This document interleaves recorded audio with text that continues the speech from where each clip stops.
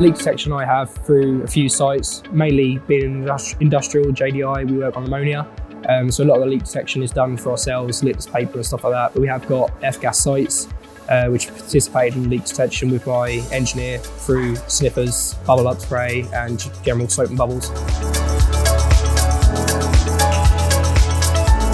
To start with, I'm from walking into a site, mainly the plant rooms where we have to deal with larger compressors. First step towards fixed leak detection panel, review that first, and then we'll move to soap and bubbles and an electronic leak detector. It picks up the A2Ls really well.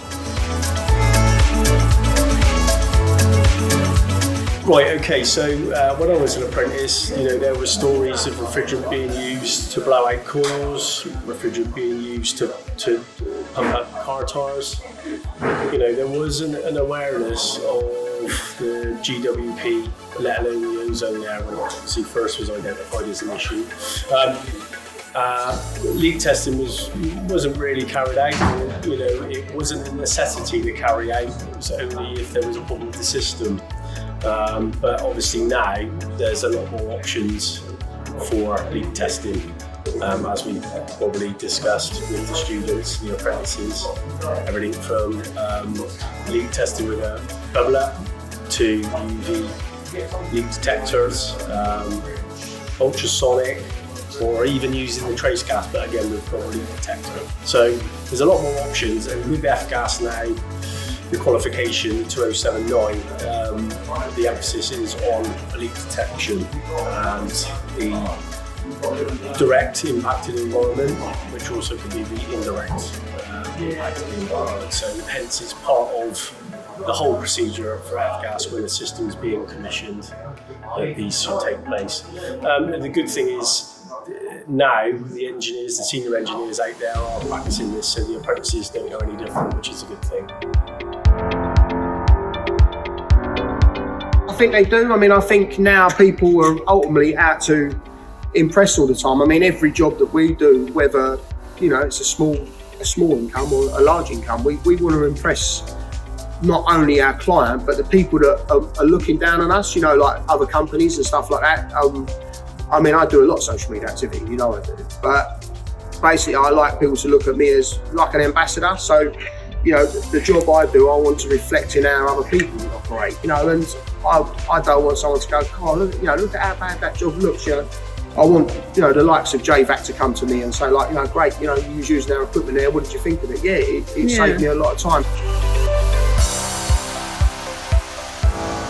I think you've got to have self-pride, and I think also as well, it's how you portray your image. We've always been very, predominantly sign-written vehicles, smart company uniform, right footwear, the right look, so when an engineer walks into a building and stuff like that, you're getting an engineer,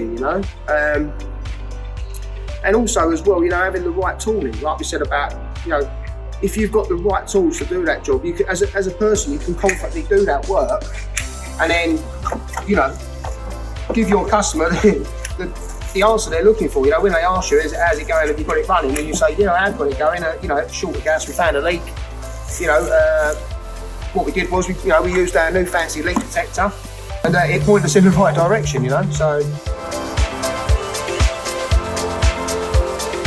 So when you go through your F-gas training, if you use like a reputable place, they'll spend a lot of time with you indicating what newer methods are and stuff like that. But as the internet grew and stuff like that, you learn about new products and you start interacting. Interaction's a huge thing. So whether you're interacting with, other engineers or the likes of JVAC, Advanced, Aspen, all them sort of people, what happens is that they're market research and stuff like that. You got to think they're researching all the time for the next big thing, aren't they? So, and when they're doing that, what they're doing is they're sending that alarm signal out for the engineers. It's like it triggers your brain. You think, oh, new tool. Something's coming out. Yeah, something's coming out. And now ultimately, you start talking about stuff. But yeah, leak detection as a whole has massively moved on. So if you look at it now from the days of using a bit of soapy washing up liquid and the flammable lamp, you've now got digital systems that sample the air. You've now got full electronic leak detectors that sample the environment, the air or the area you're working in. You've got these different kinds of bubble up leak detectors, easy find and stuff like that. Then you've got your Spectraline. So Spectraline is the dye that we spoke about earlier on that you put in the system, and that stays in the system, so that will go around.